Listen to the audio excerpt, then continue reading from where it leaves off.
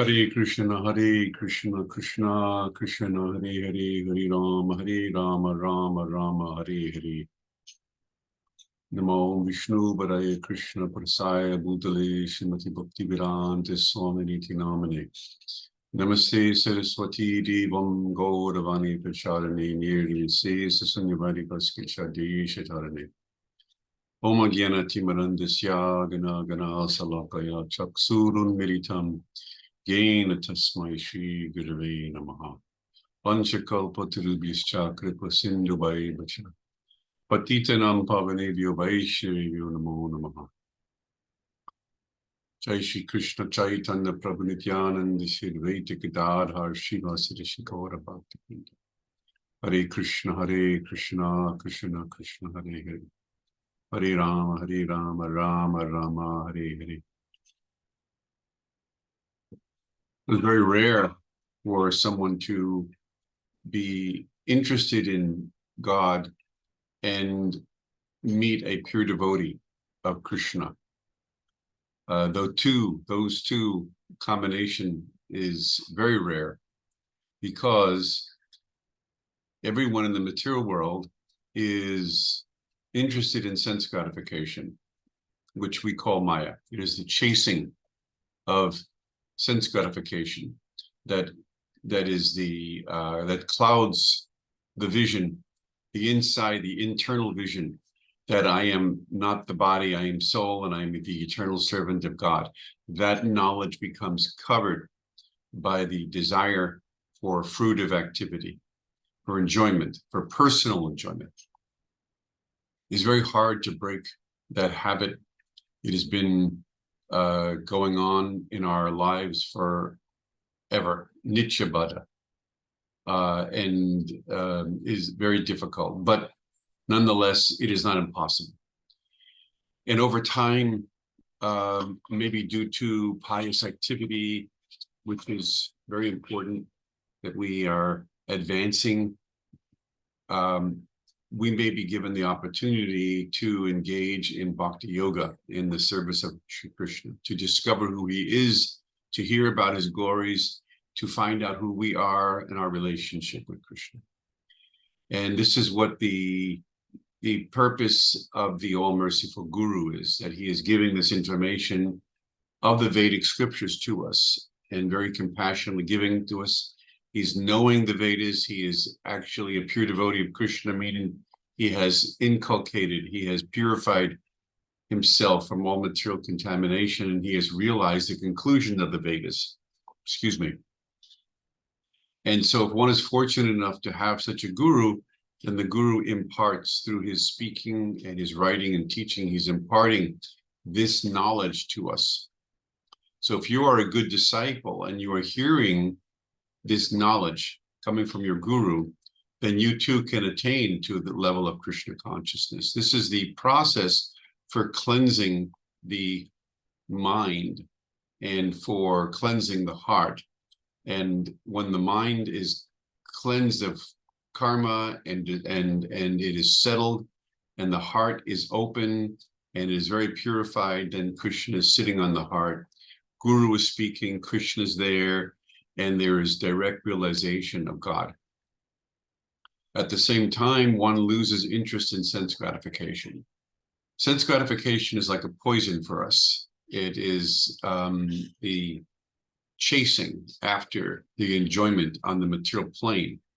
Now, the idea in Krishna consciousness is that enjoyment is there. It is real. It is an aspect of the soul, because God is Ananda Moya Chinmaya.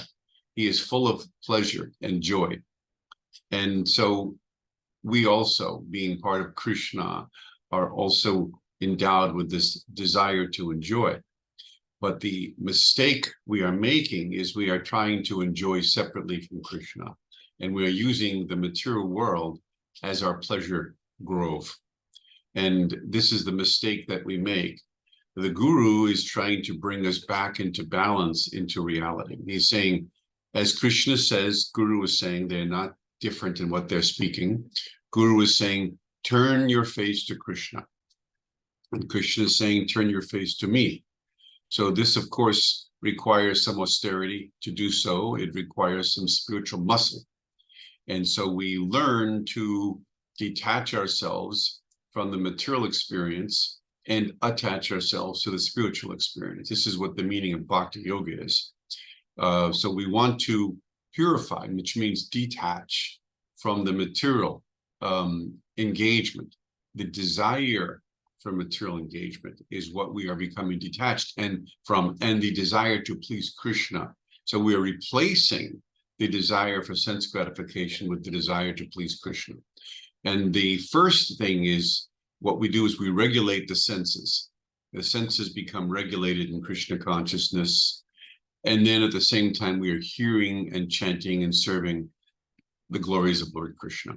This together is extremely powerful. This releases us from the gunas, the ropes of material existence. At the same time, it gives us a taste, the higher taste we call it, for Krishna consciousness.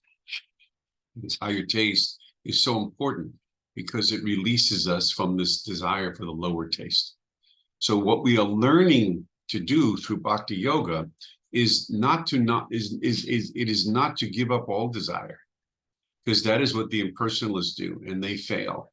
No one can live without desire. We are not saying, what we are saying in Krishna consciousness or Bhakti Yoga is that we are giving up material desire, which means to enjoy separately from Krishna. We are learning that the original situation of the soul is to enjoy the pleasure of life with Lord Krishna. So this is the proper situation for divine consciousness.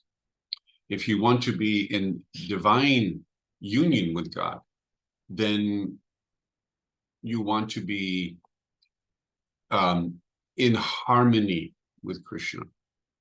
The material world is disharmony. We are not in touch with Krishna. We are only in touch with our senses, our image of ourself. This is egoism. So to have no ego doesn't mean that we have no desire.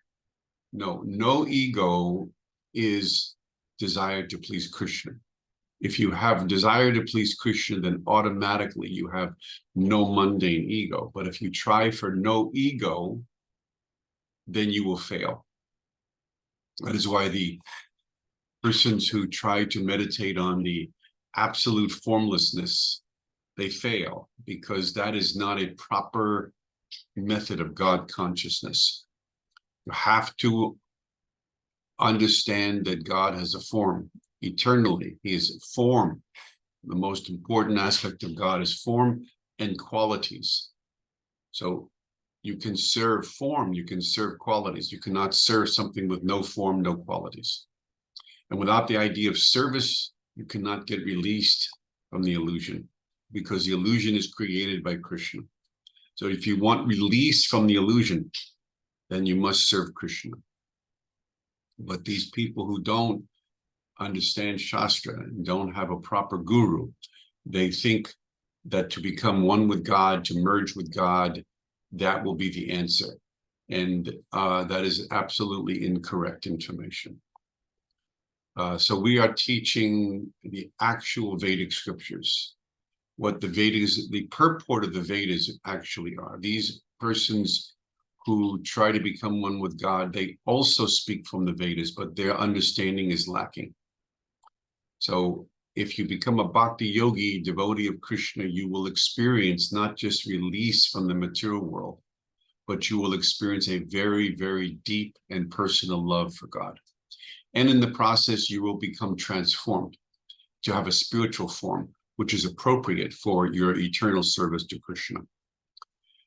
So sometimes people have a difficult time in accepting or practicing Krishna consciousness. They say that it is they don't have any abundance. They notice that devotees live a very simple life. We are not rich, generally speaking. We have usually not much to our name, and yet we're happy at the same time. but people who are after fruitive activity. This world is all meant for fruitive activity. People here are very interested in getting ahead with materialism. A bigger boat, bigger house, bigger this, bigger. Very, very important to people to have all these things. In Bhakti Yoga, you do not get these things, generally speaking, because you are saving your time for something higher. So what is that higher thing? If you're possessing Krishna consciousness, then you have abundance on a spiritual level. You have abundance, and going into your next life, there is no limit to the abundance that you have. You can even experience the abundance in this life, but it is not of a material nature. So this is what's missing, generally speaking. This is the common sense missing from us, from our mind, and this is caused by Maya. Maya makes the material world very gratifying, the idea of materialism gratifying. And so we are constantly interested from moment to moment in gratifying our senses. And this is, we are locked into this channel. It is like a hypnotism where our minds are hypnotized by the glare, the hope of enjoyment in material life. And even though there is no enjoyment factually, we are imagining that we are enjoying. Or there may be a moment of enjoyment, maybe our tongue, we're tasting, hearing, smelling, something is nice, so we're thinking that this is so nice, but the mind is not really enjoying. And that moment passes. And again, we want more enjoyment, and that moment passes. And this way, we're living a life of duality. Pleasure, displeasure, pleasure, no pleasure, no, or sometimes we're experiencing pain. So many people have pain from a sickness, from a disease, from a failed relationship, from some money issues. So no pleasure goes without a pain. This is the world of duality. So Krishna consciousness, we are regulating the material desires. Okay, we are controlling the tongue. We're only eating and offering to Krishna certain types of food, and then we are eating the remnants of that food once it's offered to Krishna.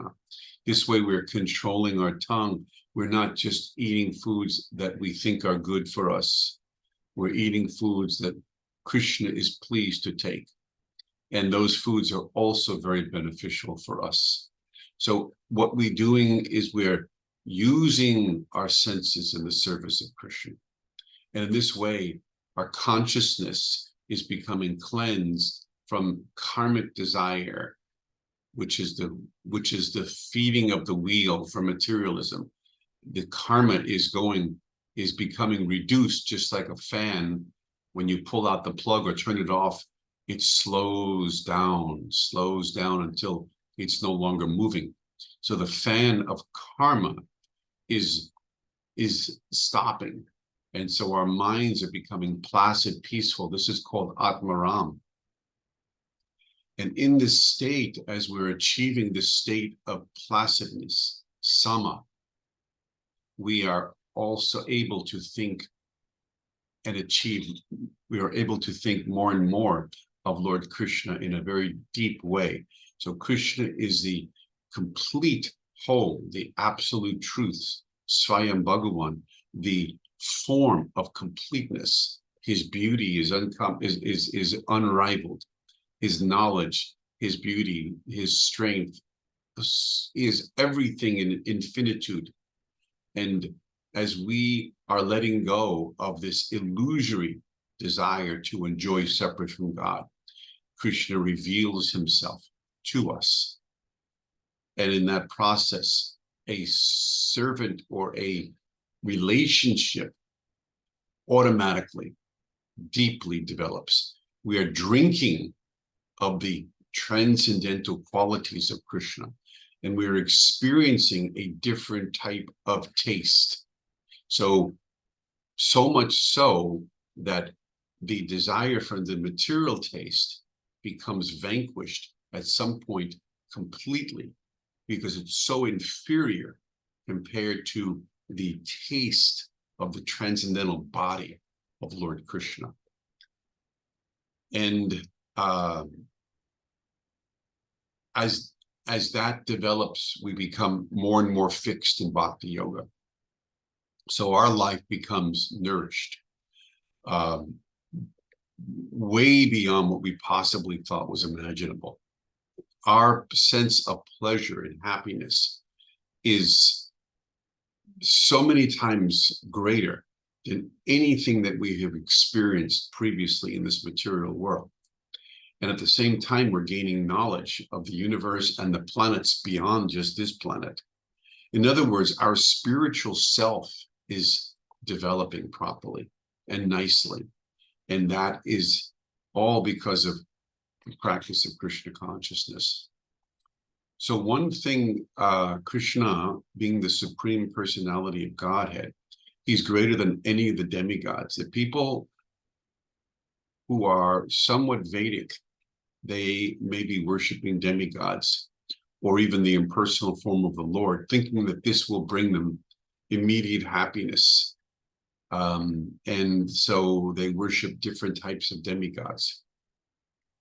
So this only will bring you more materialism if you worship a demigod, even if you worship for liberation, or you try to practice this Brahman liberation, you will, it is only temporary. It is an extension of the ego. So whether you're worshiping a demigod for material things or you're trying to become one with God, all this is still all in the category of materialism. And nothing will stop the onset of time. This is the great destroyer of dreams of all persons, of all beings, higher planets, middle planets, which is Earth, lower planets, all beings. Their dreams to enjoy material life are always offset by time, because the confused soul is trying to enjoy his senses of the body, and the body is growing older with time. And time means the body is growing more frail, more old. You will die at some point. The people around you are dying, they will die. So whatever dreams we have to enjoy are always turned to dust by the onset of time. Old age is the opposite of what we are trying to achieve. What thing we are trying to achieve, which we are not aware, but we are trying to achieve youth. We don't want to grow old. Youth is the time of pleasure, happiness, and enjoyment. And as we get older, we get wiser, but we also achieve an older body. So if the two can become matched with wisdom and youth, then we will actually achieve something that's lasting. But you cannot achieve a lasting material body. So this is why we practice Krishna consciousness, because no demigod or no worship of the formless aspect of God either can help us to achieve an eternal youthful form. This is the special, unique prerogative of Krishna. Only Krishna has an eternal youthful form, and he only rewards youthful eternal form to his devotees so that they can engage in loving pastimes with him. So anyone who has achieved Krishna consciousness in the favor of Lord Krishna is achieving eternal youth. And this is the reason why, as bhakti yogis, we can give up the insane desire for materialism, because materialism is a mistake. To gain happiness through materialism will only lead to death, because the body will not stop growing old. So it is like holding on to heavy bricks of gold going down with the ship. Someone says, let go of the heavy gold so you can swim. And you're going, no way, this gold is so dear to me. So materialism is like that. People are holding on for dear life, but the body is aging. You see people in life, they are trying to keep their bodies young. They're using fillers for the face. They're taking certain things to try to regain their youthfulness, because youth is the treasure that everyone seeks and can never get through materialism. In Krishna consciousness, we teach, let go of those bricks of gold. Let them go. And open your arms and your heart to Lord Krishna, and you will be receiving that gold that you didn't know you had through your eternal connection to Krishna, through your consciousness, your soul will connect to Krishna. And the body, which is a tabernacle, or it is a source of misery, actually. The body is really a temple. It is not meant for pleasure. It is meant for service. And when one becomes Krishna conscious, his body comes under control, peaceful, relaxed, like a yogi. It becomes calm, no longer is madly pursuing passionate experience. Instead, one is enjoying from within. One is fixed and enjoying within a relationship with Krishna, which is not just stagnant. It is dynamically unfolding, always increasing, becoming deeper and deeper and more wonderful. And that depth is childlike. One becomes very, very young at heart. One feels the experience of transcendental youth. So the greatest gift one can get for himself is to become transcendentally young. And that is only available for bhaktas who serve Lord Krishna. No demigod or no one else or no science can give one eternal youth. How valuable is that? Do you want eternal youth? Do you then, if so, take up this bhakti process and worship Lord Krishna, because he is charming, because he possesses eternal youthful beauty. This treasure of Krishna's eternal youthful beauty cannot be had through the path of materialism. You cannot have both. My father used to say, you can't dance at two weddings at the same time. You can't hold on to the bricks of gold and at the same time taste the pleasure of Krishna consciousness. So this is the internal learning experience that we must graduate from as spirit souls. We must learn this, that we are making a mistake now in the material world, and we are mistaking the rope for the snake. We are thinking that materialism is the cause of happiness. This is the mistake. We are seeing materialism as a plane of existence for our pleasure. And this is actually mistaking the rope for the snake. So again, the Guru and Lord Krishna are correcting the mistake. It is like having laser surgery on your eye. It's correcting the mistake. And so as the mistake is being corrected by their mercy, by their Shravan, they're speaking to us, they're giving us the knowledge, the wisdom, then the mistake is being corrected from within. And gradually, we're able to withdraw our senses from a desire to enjoy materially. And all of the energies that we possess become magically directed to Lord Krishna. So we can taste the internal sweet nectar coming from our soul to Lord Krishna, or we can say from Lord Krishna to our soul. That connection becomes reestablished. It's not that the connection with Krishna is ever gone completely. It's just covered, or it's interrupted, or it's dormant. But that connection with Krishna, by his grace, becomes dominant. It is a bridge from the soul to the supreme soul. And that bridge is filled with bhakti, devotional love. That is such a beautiful experience. And once we have become expert in building that bridge and tasting that connection with Krishna, it is never forgotten. That is an eternal bridge, whereas everything in the material world is forgotten, lost. Nothing can remain empires turn to sand, our bodies turn to mush, money is lost, nothing is maintained. We let go of these false jewels, these bricks of gold, which we think are so important, we must let go of them.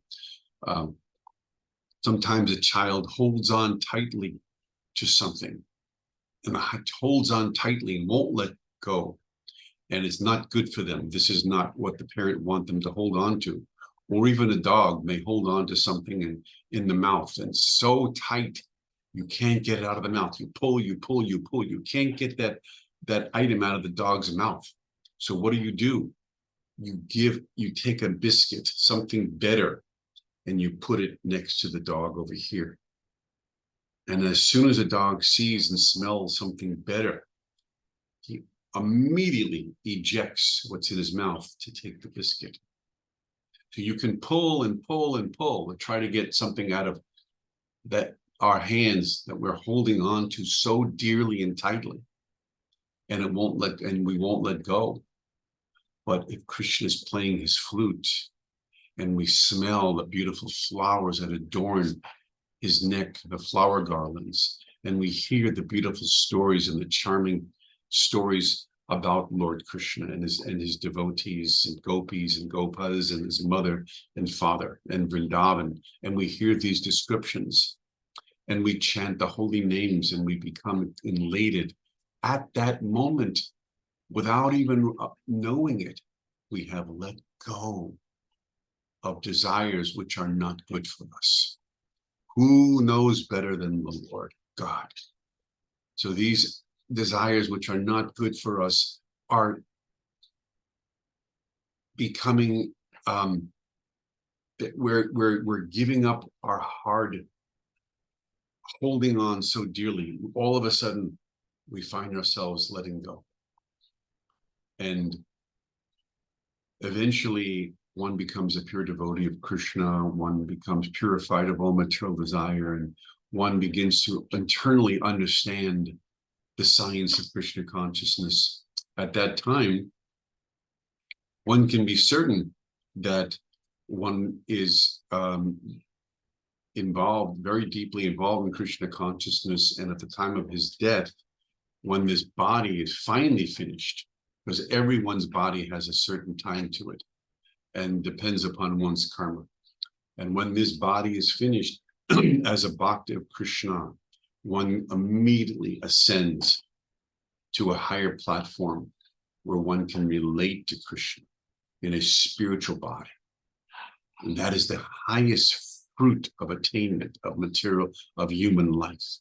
That is the highest fruit of attainment.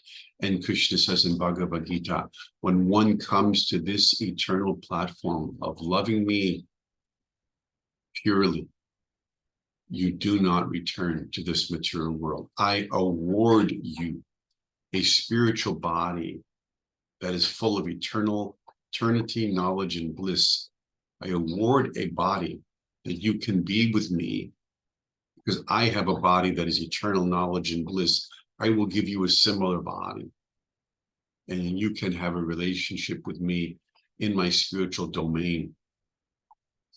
That is what is offered to us by Lord Krishna. All glories to Srila.